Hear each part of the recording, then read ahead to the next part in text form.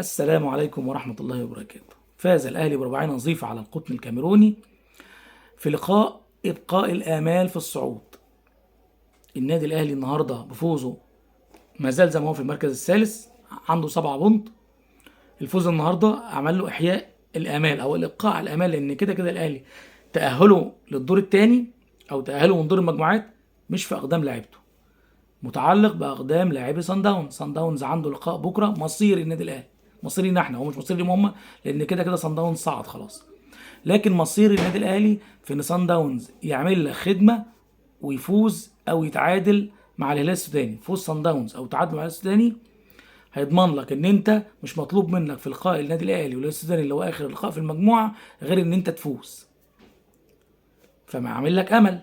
بس هم يتعادلوا او يفوزوا بكره ان شاء الله، واحنا عشاننا في ربنا كبير، وعشاننا في فرقه صن داونز انها تقدم لنا الخدمه دي.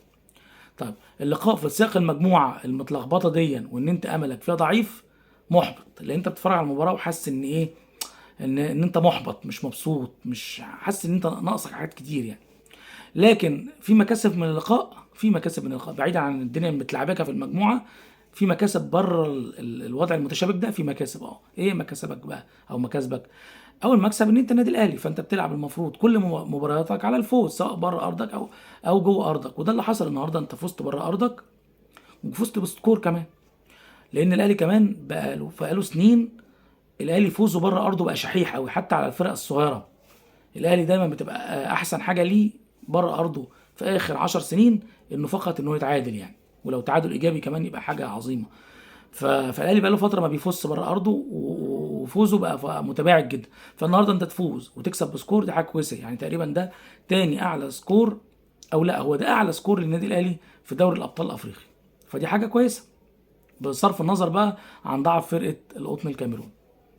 تاني حاجه ان انت لو ربنا كرمك وصن داونز خدمك الخدمه دي بكره وفاز او تعادل مع الهلال السوداني، فرق الاهداف خلاك تلعب مع صن داون مع الهلال ان شاء الله. يعني لو حصل ده ولعبت مع الهلال السوداني مش هيبقى مطلوب منك غير انت تفوز بهدف واحد بس. يعني في حاله بكره ان صن داونز يتعادل او يفوز على الهلال السوداني، فانت يبقى اللقاء الاخير بينك وبين لقاء مصيري، مش هيقبل طبعا غير ان انت تفوز. لكن النهارده السكور اللي انت جبته خلاك مش محتاج تفوز غير باكثر من هدف واحد فقط، هو جون واحد بس، لو كسبته تصعد بيه. عكس ان قبل النهارده كان فرق السكور ده هيخليك كنت لازم تكسب الهلال السوداني بفرق كذا جون. ليه بقى؟ لان انت الهلال السوداني كسبك 1-0 في ارضه. طيب فانت لو جيت هنا كسبته 1-0 بس، هيبقى الاثنين المواجهات المباشره بينكم زي بعضها، فساعتها هيبصوا على فرق الاهداف لكل فريق، فرق الاهداف اللي جابها والاهداف اللي دخلت فيه. الاهلي طبعا بسبب السكور العالي اللي حصل من ماتش سان داونز خلى عنده السكور مش حلو خالص. فانت الاربع اهداف اللي انت جبتهم النهارده فرقوا معاك في السكور بتاعك، فخلوك لو ربنا كرم والخدمه حصلت من سان داونز بكره تلعب مليان تكسب واحد بس تصعد من دور المجموعات على الله التسهيل ان شاء الله.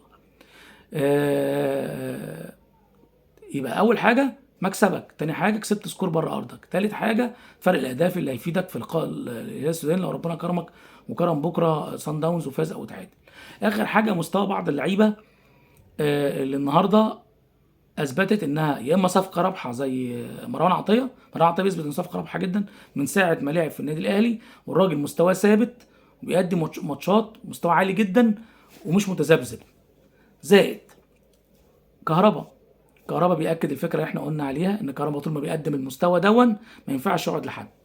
كهربا سترايكر مختلف في النادي الاهلي. ايه هو بقى الاختلاف بينه وبين الباقيين، وتحديدا بينه مثلا من محمد شريف، لان محمد شريف اللي بيلعب غالبيه الماتشات، ان كهربا مباشر على المرمى. مهم جدا انت كمهاجم او فيرود او رقم 9 تبقى مباشر على المرمى، تجيلك كرة على الجون بتخلص على طول. بالعكس انت كمان ممكن يكون عندك بعض الانانيه، كمان انت تجيلك كوره ما بتفكرش غير انت تحرز هدف على طول. ده اللي عنده كهربا جات له الثلاث كور النهارده مباشر على المرمى على طول، ما فكرش مرتين. عكس محمد شريف بيجيله الكور قدام المرمى في اي مباراه، حتى لما بتكون الكره سهله بيصعبها على نفسه ويقعد يلف حول نفسه عشان يثبت لك ان انا اشول، انا بلعب بالشمال فبتضيع. يعني محمد شريف يعني زي ما بيقولوا بالبلدي كده لكلاك على المره، لكلاك ما بيخلصش على طول.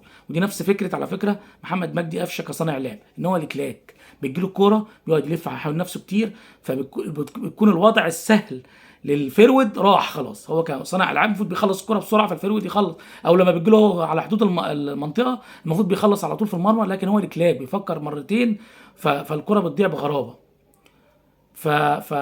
فمكسبك النهارده في محمود عبد المنعم كهربا وفي مروان عطيه اللي بيثبت ان هو صفقه رابحه، دي من مكاسب لقاءات النهارده.